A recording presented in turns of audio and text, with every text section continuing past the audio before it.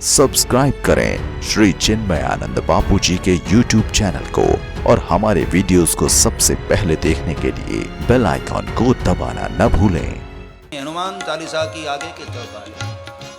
राम दुआरे तुम रखवारे, राम दुआरे तुम रखवारे, राम दुआरे तुम रखवारे, राम दुआरे तुम रखवारे।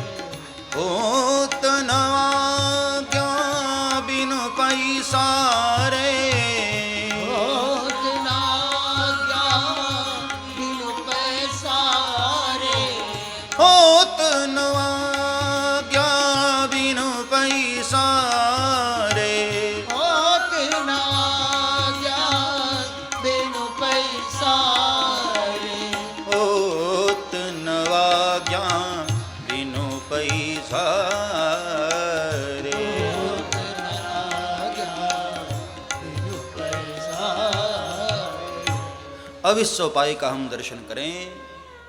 वैसे तो सीधा साधा अर्थ है, भगवान राम के द्वार पर श्री हनुमान जी महाराज बैठे रहते हैं, द्वारपाल हैं भगवान राम के, और हनुमान जी की इजाजत के बगैर, उनकी आज्ञा के बगैर कोई अंदर प्रवेश नहीं कर पाता, सीधा सा अर्थ। लेकिन हनुमान चालीसा की जरा और गहराई से दर्शन करनी है इस चौपाई की, तो बहुत ध्यान से सुने। मजाक मजाक में तो कई लोग ऐसा भी कह देते हैं कि जब तक पैसा नहीं मिलेगा ना तब तक राम जी के दरबार में हनुमान जी जाने भी नहीं देते, बिनु पैसा रहे। हाँ, कहीं कहीं मंदिरों में ऐसा नियम है, भीड़ लगी होती है, लाइन लगी होती है, लेकिन जरा पैसा दिखाएं, थोड़ा खर्च करे तो वीआईपी रास्ते से दर्शन हो जाता है। तो मजाक में, लेकिन ऐसा अर्थ ठीक नहीं है, क्योंकि बाबा तुलसी ऐसी कल्पना कभी कर भी नहीं सकते हैं। पैसारे शब्द का अर्थ होता है, ये अवधी भाषा में लिखी है ना, तो उसका अर्थ होता है प्रवेश, अंदर जाना। राम दुआरे तुम रखवारे, राम जी के द्वार पर श्री हेमंत बैठे हुए हैं। मैं आपको बिल्कुल स्पष्ट कहना चाहूं, राम जी के द्वार पर पहुंचना तो बहुत सरल है, कोई भी पहुंच सकता है, कोई भी। पापी से पापी व्यक्ति भी राम के द्वार पर जाने का अधिकारी, द्वार पर पहुंच गए।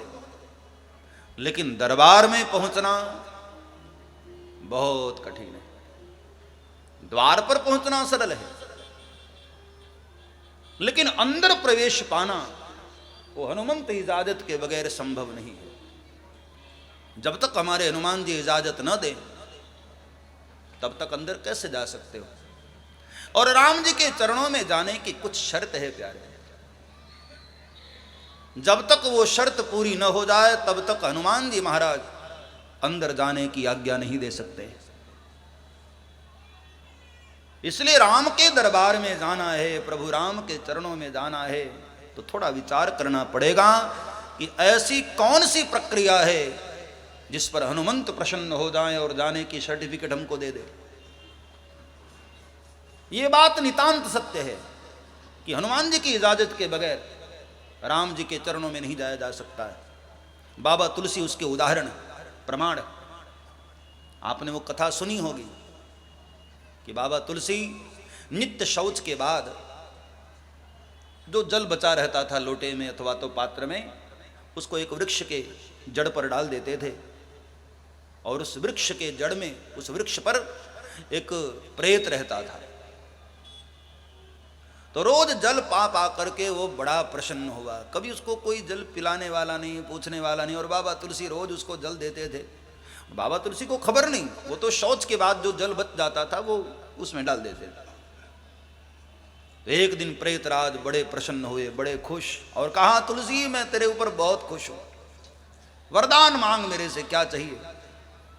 दुनिया मुझे पानी भी नहीं पूछती है, लेकिन तूने मुझे रोज इस गर्मी के महीने में जल पिलाया, बता मैं तुझे क्या दूं। बाबा तुलसी की तो एक ही मांग रहती थी, सीताराम चरण रति मोरे सीताराम चरण रति मोरे सीताराम चरण रति मोरे सीताराम चरण रति मोरे। सब गाइए। अनुदीन बढ़ाऊ अनुग्रह तोरे अनुदीन बढ़ाओ अनुग्रह तोरे अनुदीन बढ़ाऊ अनुग्रह तोरे अनुदीन बढ़ाओ अनुग्रह तोरे सीताराम चरण रति मोरे सीताराम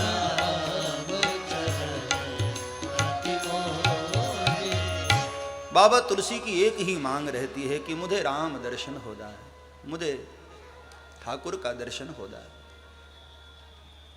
तो प्रेत ने कहा कि बाबा यदि मैं राम दर्शन कराने में सक्षम होता तो क्या मैं राम दर्शन न कर लेता? फिर मैं प्रेत क्यों होता?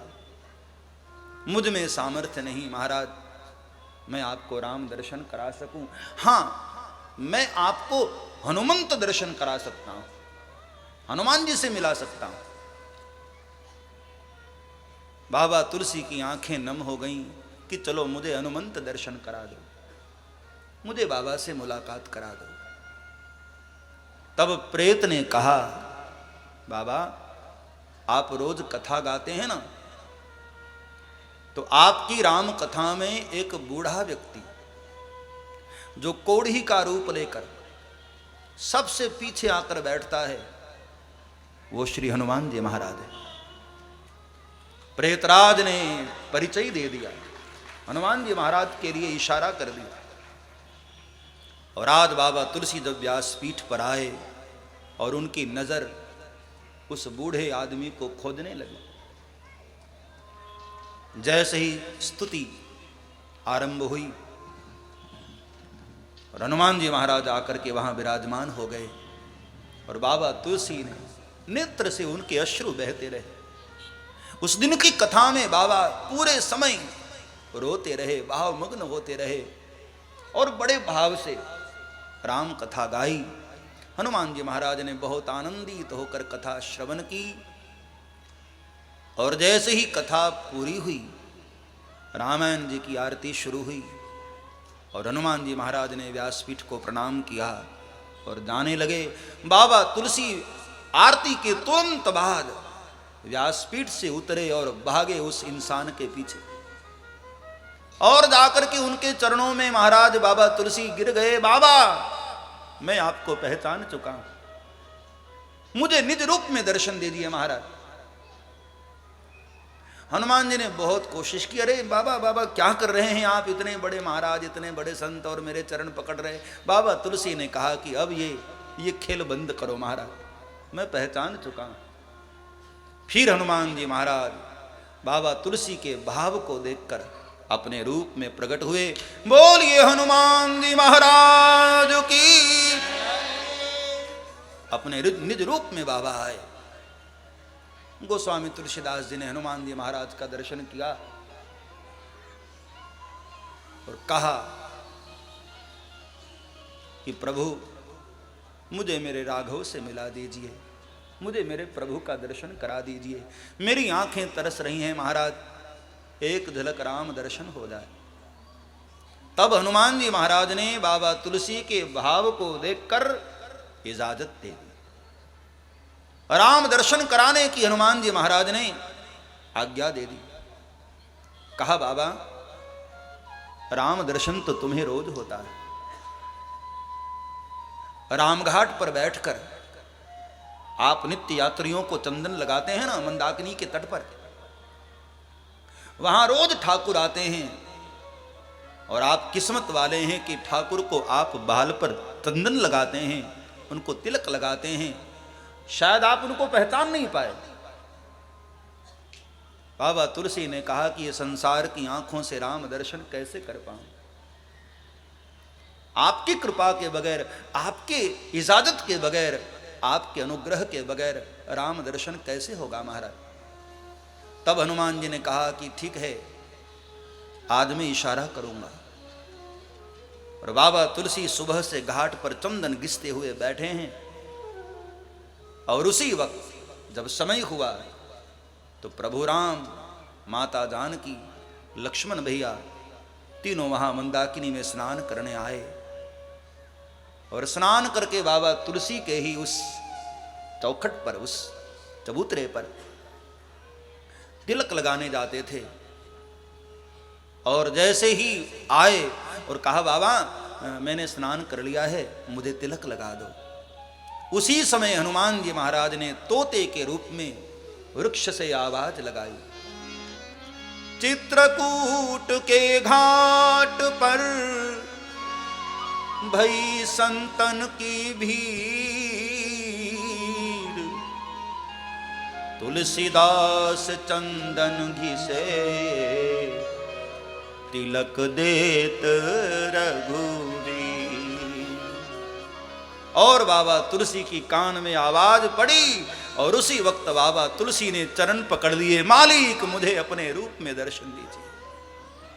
और कहते हैं भगवान राम मुस्कुराए, बाबा तुलसी को उठाया, परिचय दिया, बाबा ये मेरा भाई लक्ष्मण, ये तुम्हारी माता वैदेही, और मैं स्वयं दशरथ नंदन राम। हनुमंत कृपा हुई, तब बाबा तुलसी को राम चरणों में प्रवेश मिला। रोज वहां रहते थे, चित्रकूट पहुंच चुके थे, लेकिन राम दर्शन की इजाजत न हुई थी। जब हनुमंत ने कृपा की तब राम दर्शन हुआ। यही निवेदन आपको करना चाहता हूं मेरे भाई बहन। द्वार पर पहुंचना बहुत सरल है, लेकिन भीतर प्रवेश पाना हनुमंत कृपा के बगैर संभव नहीं है। सब्सक्राइब करें श्री चिन्मयानंद बापू जी के YouTube चैनल को, और हमारे वीडियोस को सबसे पहले देखने के लिए बेल आइकॉन को दबाना न भूलें।